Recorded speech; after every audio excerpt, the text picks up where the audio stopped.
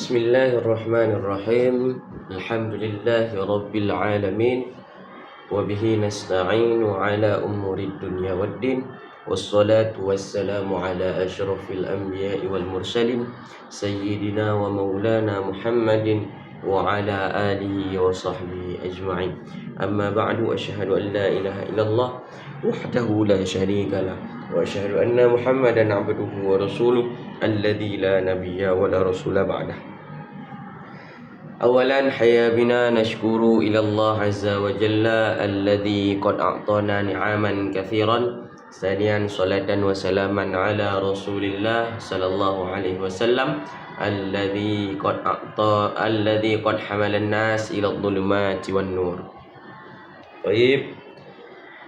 Jadi pada video kali ini saya akan mempresentasikan pemahaman saya mengenai tugas yang diembankan oleh Ibu Anita terhadap kami sebagai mahasiswa, yaitu tugas yang judulnya adalah apa itu logika, yang dikirimkan melalui link video daripada YouTube.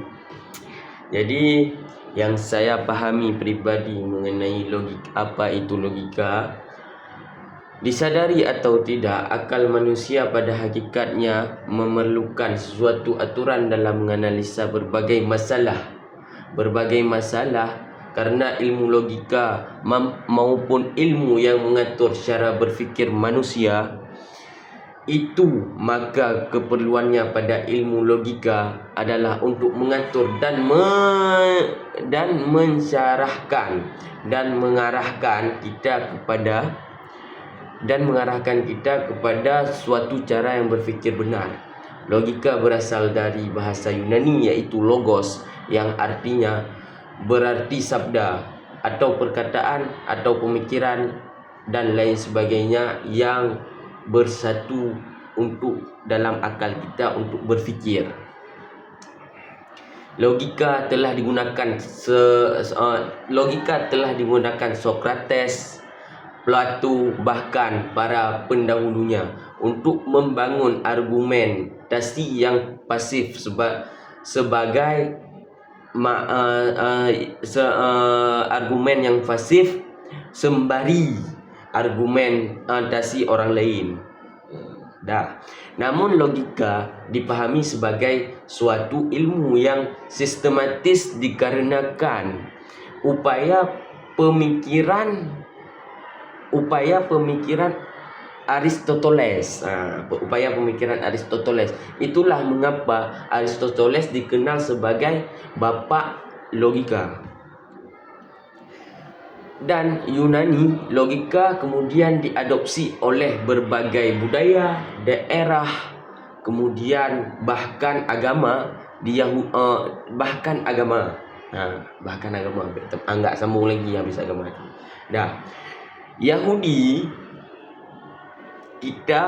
Yahudi menggunakan berbagai filsuf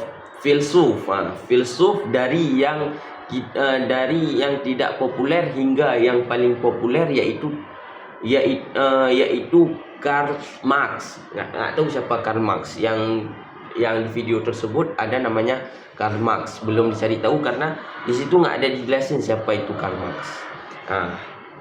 Kemudian di lanjutan video tersebut, Thomas Aquinas, pendeta sekaligus filsuf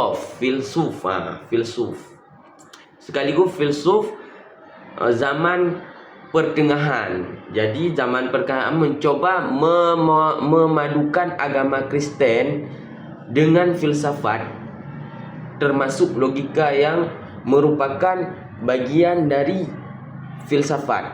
Sementara dalam tradisi Islam, pembelajaran dari logika mendapat puncak sekitar abad ke-2 Hijriah atau abad ke-7 Masehi. Nah, objek kajian logika. Yang pertama, pikir atau pola pikir atau material, itu yang pertama. Yang kedua, aturan berfikir. Itu yang kedua.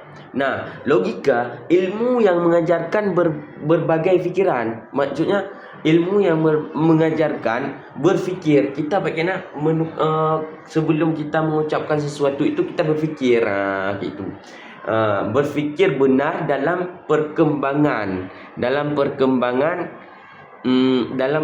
perkembangannya, kemudian dievaluasi logika, dikritik oleh perkembangannya kemudian. Nah, berfikir adalah proses kerja akal untuk mengetahui sesuatu yang belum diketahui atau untuk mempersatukan pengetahuan yang samar. Jadi ada pengetahuan yang samar-samar, kita persatukan. Jadi maksudnya satu kesimpulan itu. Jadi pemahamannya itu satu. Udah. Definisi ilmu logika, ilmu yang mempelajari prinsip-prinsip bernalar benar. Maksudnya apa yang disampaikan itu kita nalarkan dengan benar waktu kita sampaikan ataupun dengan orang lain, nanti nggak salah kaprah. Apa sih manfaat belajar ilmu logika? Nah, kan itu yang bertanyakan banyak orang. Apa sih yang manfaat kita belajar ilmu logika? Tujuannya untuk apa? Apa keperluannya apa? Untuk apa kita belajar ilmu logika? Kita ini tidak mungkin mendapatkan hasil yang benar, tindakan yang benar, dan perkataan yang benar jika kita tidak menilai dengan berfikir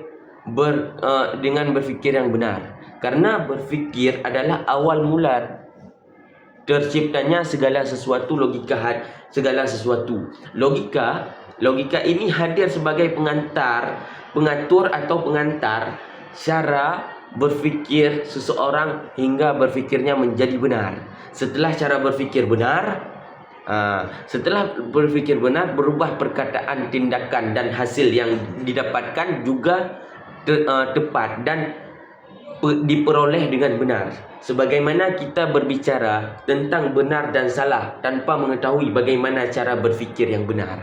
Nah, jadi kesimpulan daripada keseluruhannya logika adalah, jadi kesimpulannya apa itu logika? Jadi kesimpulannya logika adalah ilmu yang mengatur cara berfikir seseorang secara benar, runtut, dan rasional agar seseorang dapat memperoleh pengetahuan, mengambil keputusan, serta menyampaikan pendapat dengan hasil yang dia pikirkan dengan benar, dan orang dapat menerimanya, dan kita yang berfikir, yang menalar, yang sudah semuanya dapat menjelaskan kepada orang dengan baik dan benar dan dapat diterima dengan akal yang sehat. Sekian.